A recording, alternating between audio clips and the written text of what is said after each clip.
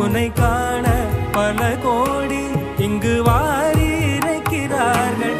எளிதாக உன்னை சேர இங்கு யாரு நினைக்கிறார்கள். அலங்காரம் அதில் நீ இல்லை, அகங்கார மனதில் இல்லை. துளி கள்ளம் கபடம் கலந்திடாத அன்பில் இருக்கிறாய். உணர்ந்தே